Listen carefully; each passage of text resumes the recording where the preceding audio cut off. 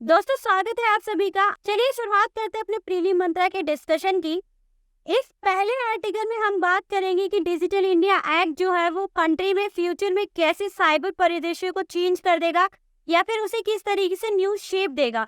अगर हम बात करें डिजिटल इंडिया एक्ट की, तो इस आर्टिकल में हम जानेंगे कि ये क्या होता है और ये हमारे लिए कैसे फायदेमंद हो सकता है। तो देखिए, जो डिजिटल इंडिया एक्ट 2023 है वो ministry of electronic and information technology द्वारा अनाउंस्ड किया गया है। जैसे ये कानून यहाँ पर आएगा, इस कानून से क्या होगा, जो आईटी एक्ट 2000 है, आईटी एक्ट 2000, वो क्या होगा, उसे इसके साथ रिप्लेस कर दिया जाएगा या हो सकता है इस आईटी एक्ट को पूरी तरीके से खत्म कर दिया जाए। देखिए, इंडिया की पार्लियामेंट ने प्लान किया है कि डिजिटल इंडिया एक्ट को यहाँ पर लागू करने के लिए इस डिजिटल इंडिया एक्ट को हम डिजिटल डिजिटल प्रोटेक्शन बिल 2022 के साथ लाएंगे, क्योंकि जिस तरीके से देखिए डिजिटलाइजेशन बढ़ रहा है, उसी तरीके से क्या हो गई है, सारी चीजें जो हो गई है ऑनलाइन हो गई है। तो हम लोगों को कहीं ना कहीं प्रोटेक्शन की भी जरूरत है, ताकि हमारा जो डेटा है वो सेफ रहे। इसके लिए भी अब हमें कानून की जरूरत है। तो इसीलिए पर्सनल डेटा को सुरक्षित करने के लिए डिजिटल पर्सनल डेटा हो गया, और उसके अलावा पूरे इंडिया के अंदर जो डिजिटलाइजेशन हो रहा है उसको संभालने के लिए डिजिटल इंडिया एक्ट हो गया। अब ये जो दोनों एक्ट है, ये दोनों बिल जो है वो साथ में मिलकर काम कर सकते हैं, ऐसा कहा जा रहा है रिपोर्ट्स के अकॉर्डिंग। अब देखिए, अगर हम बात करें कि डिजिटल इंडिया एक्ट की हमें जरूरत क्या है, तो देखिए सबसे पहले देखिए हमारे पास जो आईटी एक्ट 2000 का था, आईटी एक्ट 2000 था, वो काफी पुराना हो चुका है, लगभग 23 साल पुराना हो चुका है वो। अब देखिए, इसमें इतनी सारी गलतियां थी कि जिसकी वजह से कई बार इसमें क्या किए जा रहे थे, चेंज किए जा रहे थे। जैसे कि 2008 में इसमें अमेंडमेंट किया गया, 2011 में इसमें कई चेंजेस किए गए, और इसके बाद भी इसमें कई सारे चेंजेस किए गए हैं। और ये चेंजेस करते करते हम इतने परेशान हो चुके हैं कि अब हमें लग रहा है कि एक नया डिजिटल इंडिया एक्ट लाया जाना चाहिए, जो कि ये एक्ट क्या करे, पूरा जो डिजिटलाइजेशन है उसको अच्छे से संभाल सके, उसे अच्छे से चला सके। बेसिकली इस डिजिटल इंडिया एक्ट में जो फोकस किया गया है वो साइबर क्राइम पे फोकस किया गया और साइबर सिक्योरिटी पे फोकस किया गया है। देखिए, साइबर क्राइम पे कंप्यूटर के माध्यम से क्या होता है, क्राइम किए जा रहे हैं, जैसे कंप्यूटर हैक्स कर लिया जाता है, लोगों का फेक डेटा क्रिएट किया जा रहा है। ये सारी चीजें इस एक्ट के थ्रू क्या होगी, कंट्रोल की जा सकती है। और लोगों को प्राइवेसी राइट्स है, उनका जो हक है उसको यहाँ पर सेफ एंड सिक्योर किया जा सकेगा इस डिजिटल इंडिया एक्ट के दौरान। और जो साइबर अटैक्स हैं बड़े बड़े, जो कंप्यूटर हैक्स कर लिए जाते हैं, इनको भी ये एक्ट क्या करेगा, कंट्रोल कर सकेगा। अब देखिए, आईटी एक्ट 2000 वाले में ये सब चीजें कहीं से भी सही तरीके से मेंशन नहीं थी, लेकिन जो डिजिटल इंडिया एक्ट है वो साइबर अटैक्स के ऊपर स्पेशल फोकस करेगा।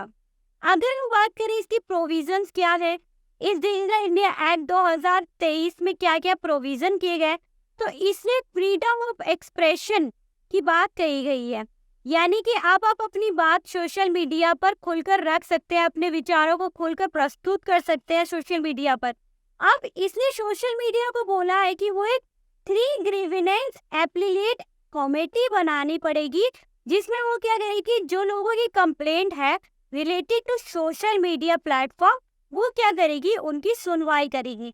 देखिए, इसमें ही एक प्रोविजन है ऑनलाइन सेफ्टी का, इसमें किया गया है, इस पे भी इसमें फोकस किया गया है कि यानी कि जो डिजिटल इंडिया एक्ट है उसमें जो एआई यानी कि आर्टिफिशियल इंटेलिजेंसी है, जिसके अंदर डीप फेक्स यानी कि फेक फोटोज क्रिएट की जाती है, इमेजेस क्रिएट की जाती है, या वॉइस वीडियो बना दी जाती है, इस तरह के सारे साइबर क्राइम कंपटीशन जो भी होंगे, इन सभी इश्यूज को जो डिजिटल इंडिया एक्ट है वो कवर अप करेगा। और जो डिजिटल प्रोटेक्शन बिल 2022 है वो इसे क्या करेगा, सपोर्ट करेगा, जिससे जो हमारा पर्सनल डेटा है उसे भी प्रोटेक्शन मिल सके। तो बेसिकली इस आर्टिकल में हमें इतना ही समझना था। चलिए बढ़ते हैं अपने नेक्स्ट आर्टिकल की तरफ। देखिए, इस नेक्स्ट आर्टिकल में क्या कहा गया है कि जो भारत और श्रीलंका के बीच पैसेंजर फेरी सर्विस है वो ट्यूसडे को 10 अक्टूबर से शुरू होने वाली है। और इस योजना में क्या किया गया है, पहली बार विचार किए जाने के बाद दोनों देशों के बीच एक समझौता ज्ञापन हुआ जिसपे हस्ताक्षर किए गए, जो कि 12 साल बाद लगभग शुरू होने जा रहे हैं। अब देखिए जो फेरी सर्विस है ये तमिलनाडु की नागापट्टिनम और श्रीलंका के जाफना में कनकेशनथुराई के बीच में ऑपरेट की जाएगी, और जो इसका ट्रांजिट टाइम जो एक्सपेक्ट किया जा रहा है वो होगा 3 आवर्स का कम से कम। अब देखिए जो शिपिंग कॉर्पोरेशन ऑफ इंडिया यानी कि एससीआई है वो इसे ऑपरेट करेगी फेरी सर्विस को, और ये जो सर्विस है ये इंडिया और श्रीलंका के लोगों को जाफना से तमिलनाडु तक लो कॉस्ट पर यात्रा करने की जो है अपॉर्चुनिटी देगा। अब देखिए नौका के रूप में जो इसमें यूज किए जाने वाले जहाज को हम चेरिया पानी कहेंगे। अभी तक देखिए इसकी टिकट का प्राइस जो है वो रिवील नहीं किया गया है, लेकिन पैसेंजर को 40 केजी वेटेड तक का सामान जो है वो फ्री में ले जाने की परमिशन दे दी गई है। इस आर्टिकल में हमें इतना ही जानना था। चलिए बढ़ते अपने नेक्स्ट आर्टिकल की तरफ। देखिए नेक्स्ट आर्टिकल क्या कहता है कि जो पेरी बेस है या जो हैबिटेट है उसके अंदर डिटेक्ट किया गया है डॉग टाइगर की को एग्जिस्टेंस को। इस स्टडी में हम बात करेंगे जो वाइल्ड डॉग है, एशियाटिक वाइल्ड डॉग, जिसे हम ढोल के नाम से भी जानते हैं। इसका साइंटिफिक नाम क्या है, क्यून एल्पिनियस। इसे एशियाटिक वाइल्ड डॉग भी कहा जाता है। ये जो आप एक लोमड़ी जैसा जो ये एनिमल देख रहे हैं इसका नाम ढोल है, ये एशियाटिक वाइल्ड डॉग है। देखिए ये ढोल जो है वो southern Russia, all across central Asia, south Asia में पाया जाता है, और इंडिया में ये वेस्टर्न और ईस्टर्न घाट पे पाया जाता है, और सेंट्रल इंडिया और नॉर्थ ईस्ट इंडिया में भी पाया जाता है। अगर हम स्टेट वाइज बात करें तो ये कर्नाटका, महाराष्ट्र और जो एमपी है वो हाईली रैंक्ड है इसके मामले में। देखिए इस आर्टिकल में हम देखेंगे कि एक स्टडी आई, इस स्टडी के अकॉर्डिंग क्या सामने आया कि जो ढोल है इसकी जो एक्टिविटी है या जो इसका काम है वो कहीं ना कहीं सिमिलरली टू बड़े एनिमल जैसे कि जो टाइगर होते हैं उनसे मिलता जुलता इसका बिहेवियर है। इसके बारे में भी इस स्टडी में यही इंफॉर्मेशन दी गई है, लेकिन जो साइंटिस्ट की स्टडी है उन्होंने ये बताया कि जो ढोल्स हैं इनकी संख्या पिछले समय में बहुत तेजी से घट रही है, और इतनी तेजी से कम हो रही है कि जो IUCN है उसने रेड लिस्ट के अंडर इसे इंडेंजर कैटेगरी में डाल दिया है। अब देखिए इंडेंजर कैटेगरी क्या होता है कि जो स्पीसीज या जो एनिमल्स बहुत ज्यादा खतरे में होते हैं उन्हें किस कैटेगरी में रखा जाता है, इंडेंजर कैटेगरी में। तो जो ढोल की मैक्सिमम जो पॉपुलेशन है या फिर जो नंबर है वो 949 से लेकर 2000 तक के बीच में ही बची है। ये भी अगर खत्म हो जाते हैं या मान लीजिए ये और भी कम हो जाते हैं तो इसे क्या करना होगा, इसे क्रिटिकल इंडेंजर कैटेगरी में से रखना पड़ेगा। और क्रिटिकल इंडेंजर कैटेगरी से भी मान लीजिए कि जब ये संख्या खत्म हो जाएगी, ये विलुप्त हो जाएगी, तो ये प्रजाति एक्सटेंड विलुप्त प्रजाति में डाल दी जाएगी। तो इस स्टडी में ये बताया जा रहा है कि ये जो एशियाटिक वाइल्ड डॉग है इसने कई सारी प्रॉब्लम्स, कई सारी दिक्कतों को फेस किया है, जबकि इसका जो इकोलॉजिकल इम्पोर्टेंस है वो सिमिलरली टाइगर की तरह है। जैसे कि एक एग्जांपल मान लीजिए कि जो टाइगर है वो क्या करता है, जो हेर्बिवोरस एनिमल्स होते हैं यानी कि जो पेड़ पौधों के ऊपर डिपेंडेंट एनिमल्स होते हैं, जो पेड़ पौधे खाते हैं, वो जो एनिमल होते हैं, टाइगर क्या करता है, उन्हें खाता है। अब जब टाइगर उन एनिमल्स को खाता है तो इसके थ्रू वो क्या करता है कि उनकी पॉपुलेशन को कंट्रोल करता है और इन्वायरमेंट को बचाता है, जो कि एक नेचुरली चेन है और एक नेचर के थ्रू प्रोवाइडेड प्रक्रिया है, प्रोसेस कह सकते हैं। तो इसी तरीके से जो वाइल्ड डॉग ढोल है ये भी क्या करता है, सिमिलरली डॉग की तरह हेल्प करता है ऐसे एनिमल्स का शिकार करके जो कि पेड़ पौधों पर डिपेंडेंट है, ये उनका शिकार करता है, उन्हें खाता है, और जो इकोसिस्टम है उसको बनाए रखता है, इन्वायरमेंट को बचाए रखता है। तो इस नजरिए से देखें तो इस डॉग का भी मेनली मकसद सेम ही है कि हमें जो अदर एनिमल्स है, जो पेड़ पौधों पे डिपेंडेंट एनिमल्स है, उनके पॉपुलेशन को वो कंट्रोल कर रहा है और इन्वायरमेंट को सेव कर रहा है। तो देखिए इस रिपोर्ट में क्या कहा गया है कि इसकी जो पॉपुलेशन है उसके डिक्रीज होने के क्या कारण है। तो इसके डिक्रीज होने के दो मेनली कारण आप ये समझ सकते हैं कि एक पहला कारण जो कहा गया है वो है डिफॉरेस्टेशन का, यानी कि जंगलों की कटाई इतनी तेजी से की जा रही है, हम डेवलपमेंट को इतना बढ़ावा दे रहे हैं कि हम धीरे धीरे धीरे सारे जंगलों को काटते जा रहे हैं, जिसकी वजह से ये जो प्रजाति है जो कि लोकेटेड कहाँ पे होती है, फॉरेस्ट में ही मिलती है हमें। तो जब जंगल ही नहीं रहेंगे तो ये जो एनिमल्स होंगे वो कहाँ जाएंगे। तो इस डिफॉरेस्टेशन की वजह से भी क्या हो रहा है, इनका जो पॉपुलेशन है, जो इनकी नंबर्स है वो डिक्रीज होते जा रहे हैं, वो घटते जा रहे हैं। अब देखिए जो दूसरा है डिप्लेशन ऑफ प्री वेस्ट, यानी कि हम सबको पता है कि देखिए शिकार जो है वो बढ़ता जा रहा है, ठीक है, यानी कि जो हंटिंग है वो भी बहुत तेजी से होने लग गई है। और देखिए जो जिन एनिमल्स का ये लोग शिकार करते हैं उनकी भी जो संख्या है वो भी क्या है, वो भी घटती जा रही है, जिसकी वजह से इन्हें पर्याप्त रूप से खाना वगैरह मिल नहीं रहा है। अगर एनिमल्स ही नहीं है तो ये खाएंगे किसे और जिंदा किस तरीके से रहेंगे। तो ये भी एक मेन कारण है जिसकी वजह से इनकी जो पॉपुलेशन है वो डिक्रीज होती जा रही है।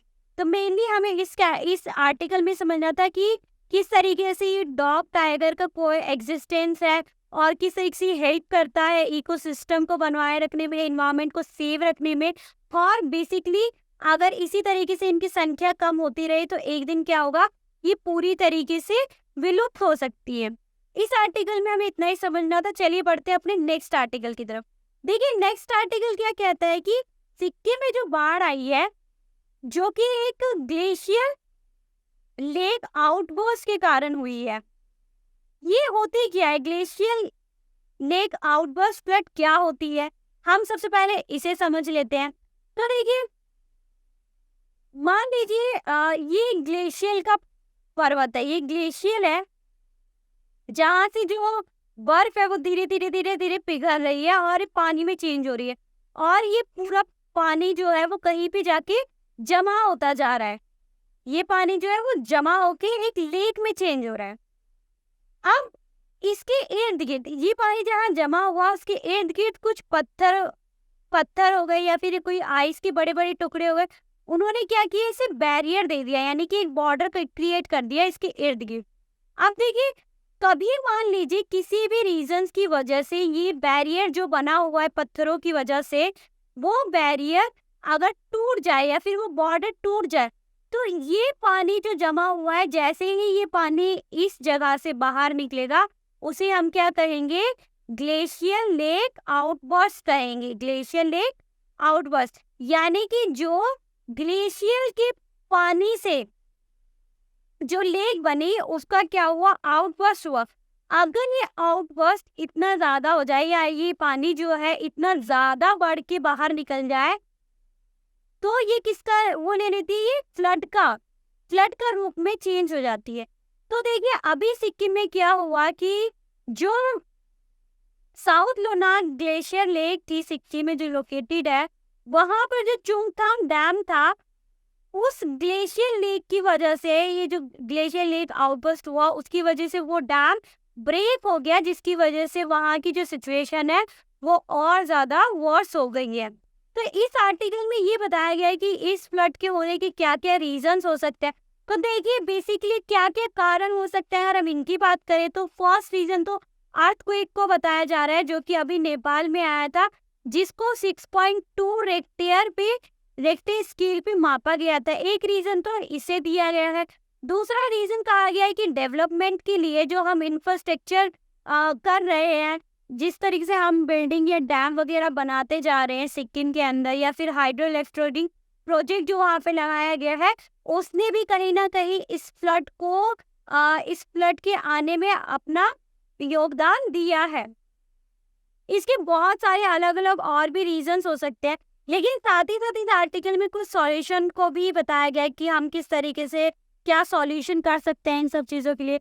जैसे कि मान लीजिए अर्ली वार्निंग सिस्टम का इन्होंने एक सॉल्यूशन दिया है कि हमें कुछ ऐसे स्टेशन लगाने चाहिए या फिर कुछ ऐसे रिमोट सेंसिंग के थ्रू या फिर सैटेलाइट के थ्रू या फिर कुछ ऐसे सर्वे करके हमें ऐसे एरिया को आइडेंटिफाई करना चाहिए जो आने वाले समय में क्या हो, पोटेंशियल लेक जो बन सकता है या फिर जहाँ पे इस तरह का आउटवर्ड्स बन सकता है, वहाँ पर हमें इसे मॉनिटरिंग सिस्टम को इस्टेब्लिश करना चाहिए जो डेटा को क्या कर सके, शेयर कर सके।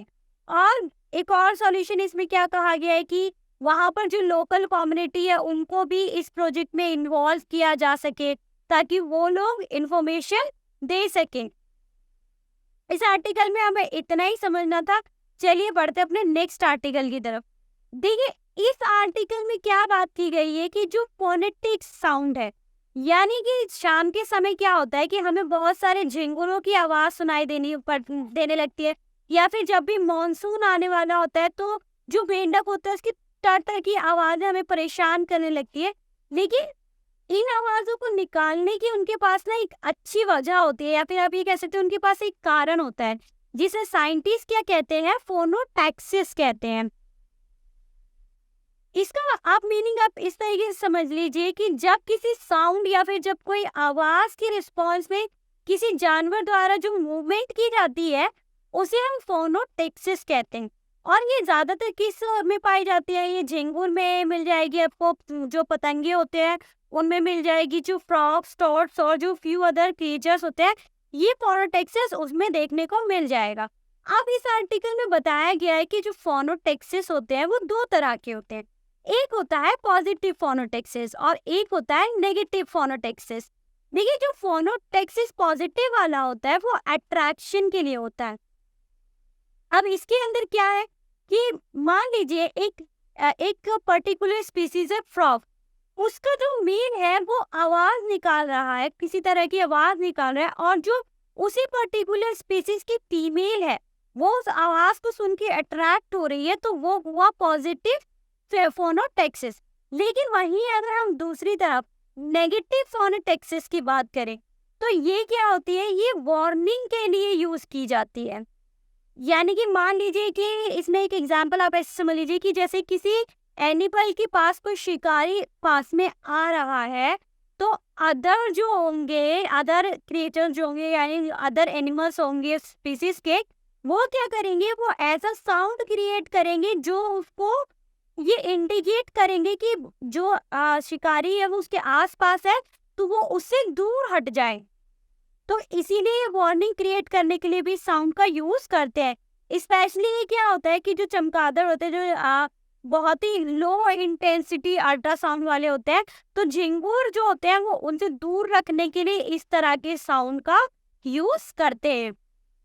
बेसिकली इस आर्टिकल में हमें इतना ही समझना था कि फोनोटैक्सिस क्या होते हैं, ये आवाजें जो होती हैं उनके रीजंस क्या होते हैं। चलिए बढ़ते हैं अब अपने नेक्स्ट आर्टिकल की तरफ। इस आर्टिकल में देखिए हम बात करेंगे कि अफगानिस्तान में एक अर्थक्वेक आया जिसके अंदर एक डेटा आया है कि मिनिमम 2000 से भी ज्यादा लोग जो है उनकी डेथ हो गई है इस अर्थक्वेक की वजह से, और 9000 लोग जो है वो इंजर्ड हो गए। देखिए अभी हाल फिलहाल जो अफगानिस्तान में रूल कर रहे हैं वो तालिबान रूल कर रहे हैं, लेकिन इससे पहले जब तालिबान वहां पर नहीं था तब जो अफगानिस्तान को हेल्थ इंफ्रास्ट्रक्चर प्रोवाइड होता था वो हमारे इंडिया की तरफ से प्रोवाइड हो जाता था, या फिर जो अफगानिस्तान है वो फॉरेन एड पर डिपेंड रहता था। लेकिन जब से तालिबान वहां पे रूल करने लगा तब से ये जो हेल्थ इंफ्रास्ट्रक्चर था वो इफेक्ट हो गया, और जो फॉरेन एड था उसको भी पूरी तरीके से खत्म कर दिया गया। अभी जो अर्थक्वेक आया, इस अर्थक्वेक में क्या हुआ कि जो अफगानिस्तान में कई सारे लोग हैं जिनमें इंजर्ड पीपल जो है वो 9000 है। ये अभी हाल फिलहाल का जो डेटा है वो ये कहता है कि ये जो डेथ का डेटा है 2000, ये अभी भी इंक्रीज होगा। रीजन क्या है इसके इंक्रीज होने का, कि अफगानिस्तान में जो हेल्थ इंफ्रास्ट्रक्चर है वो बचा ही नहीं है, यानी कि जितने भी लोग इंजर्ड हुए हैं उन्हें पूरी तरीके से फर्स्ट एड अवेलेबल नहीं है, उनको वहाँ पे मेडिसिन नहीं मिल पा रही है, उनको वो इलाज नहीं मिल पा रहा है जिसकी वजह से वो सरवाइव कर सके। अगर उन लोगों को इलाज ही पूरी तरीके से नहीं मिल पाएगा तो फिर वो लोग कहाँ से जिंदा बचेंगे। तो इसकी वजह से क्या होगा, ये जो डेथ का नंबर है ये और ज्यादा इंक्रीज होती जाएगी।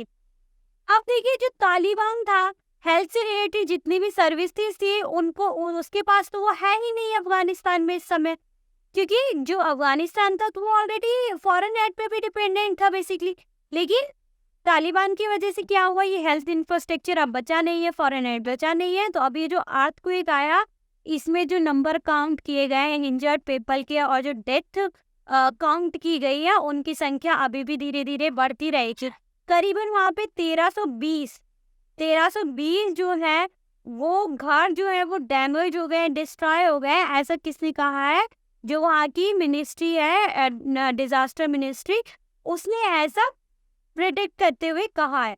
अब देखिए, ये जो अफगानिस्तान है, अगर हम इसकी नॉर्मल बात करें, देखिए अफगानिस्तान पहले से ही यहाँ पे बहुत सारे जो है अर्थक्वेक देखने को मिले हैं। ये एक पॉइंट रहा है अर्थक्वेक का जहाँ पे मैक्सिमम टाइम इस तरह का अर्थक्वेक हमें देखने को मिल ही जाता है। अगर हम बात करें इसकी हाईलाइट की, इस समय के जो अर्थक्वेक वहाँ पे आया, वो मैग्नीट्यूड पे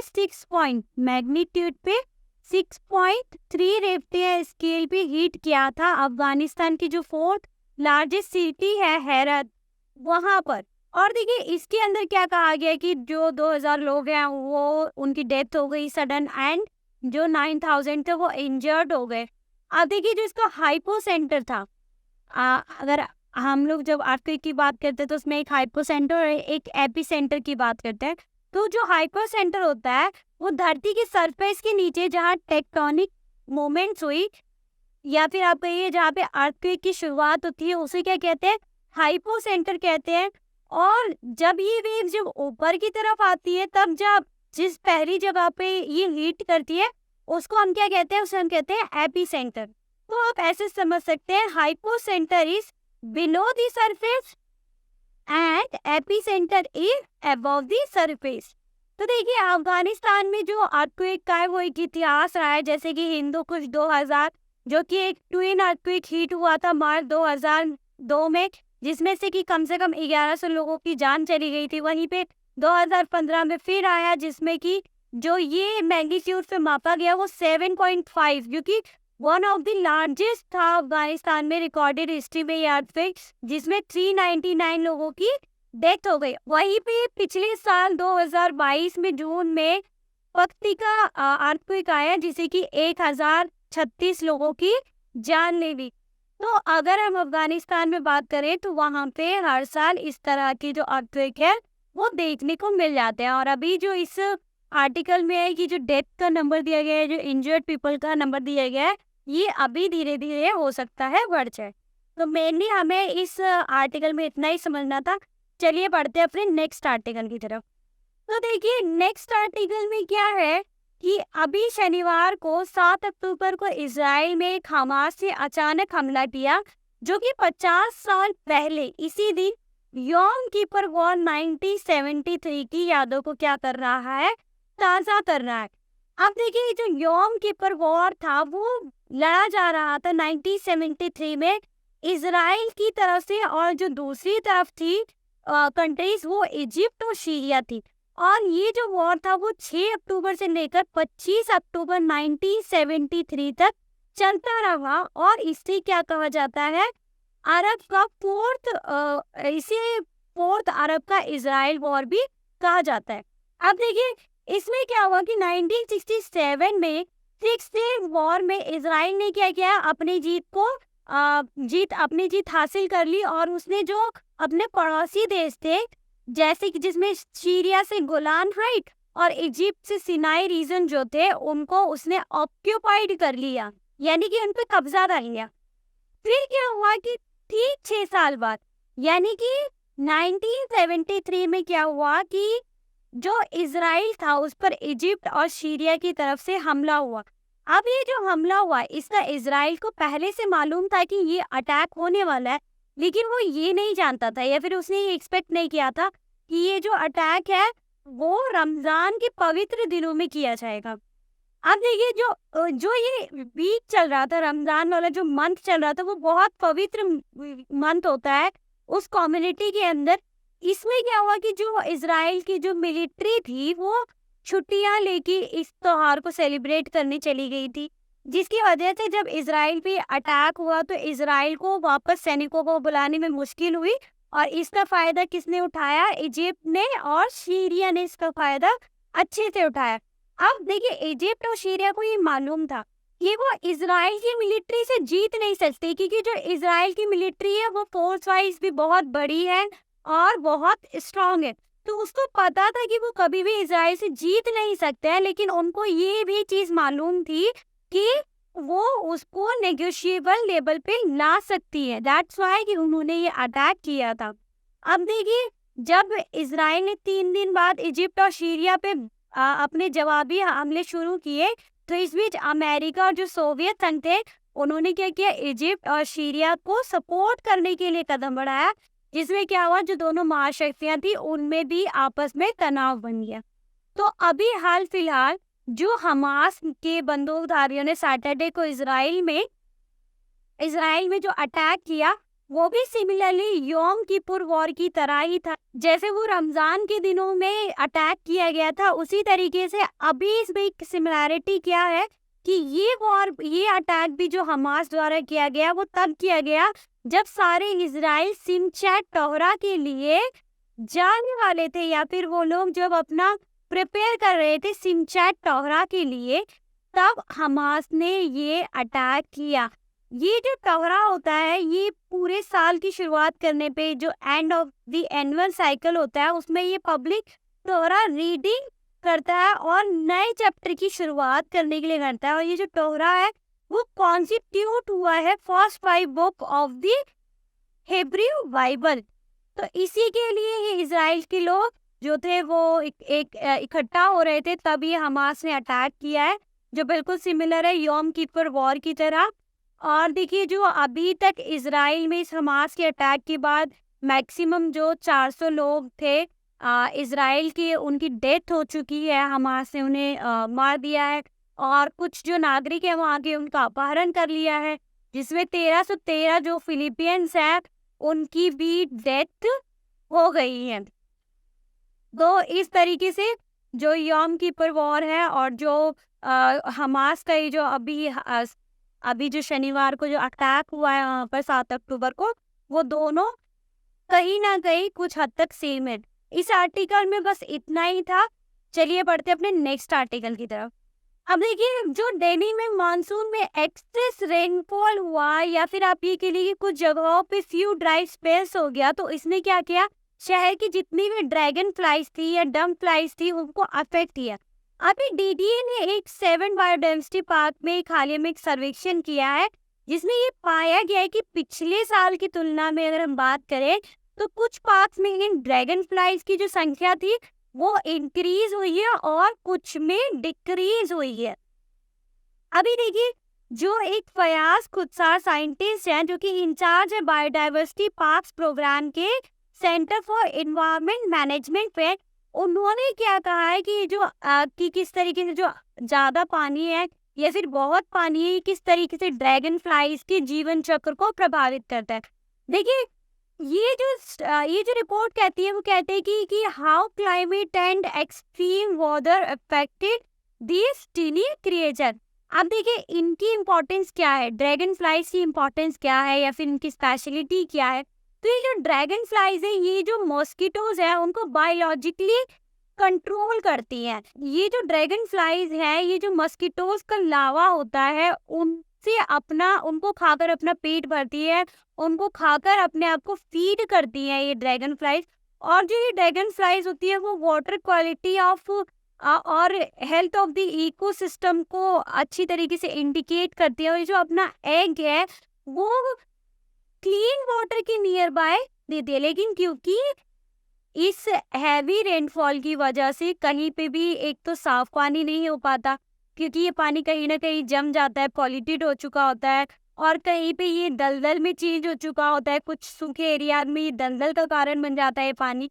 तो इसकी वजह से क्या है, ये ड्रैगन फ्लाइज जो है अपने अंडे नहीं दे पा रही। इसकी वजह से क्या हो रहा है कि ये जो है इनकी जो पॉपुलेशन, इनका जो नंबर है वो कहीं ना कहीं घटता जा रहा है।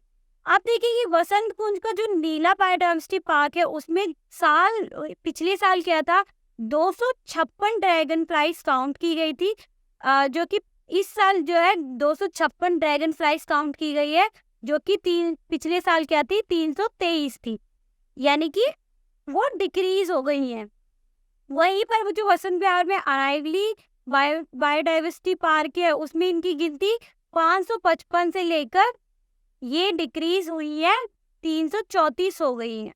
वहीं पर देखिए अगर हम वजीराबाद की बायोडाइवर्सिटी यमुना बायोडाइवर्सिटी की बात करें तो इस वर्ष वहाँ पे individually were counted this year 647 compared to 357 last year. और वहीं जो स्पीसीज की संख्या थी वो क्या हो गई है, 23 से घटकर 21 हो गई है। यानी कि मॉनसून ने जो ड्रैगन फ्लाइज हैं उनको बहुत ज़्यादा इफेक्ट किया है। इस आर्टिकल में बेसिकली हमें ड्रैगन फ्लाइज के बारे में जानना पड़ता था कि कैसे इकोसिस्टम को बनाए रखने में हेल्प करती है और किस तरीके से इनका जो नंबर है वो डिक्रीज होता जा रहा है, जो अभी हाल फिलहाल सर्वेक्षण किया गया है। इन आर्टिकल में हमें इतना ही जानना था। चलिए मिलते हैं अपने नेक्स्ट वीडियो में, तब तक के लिए थैंक यू सो मच।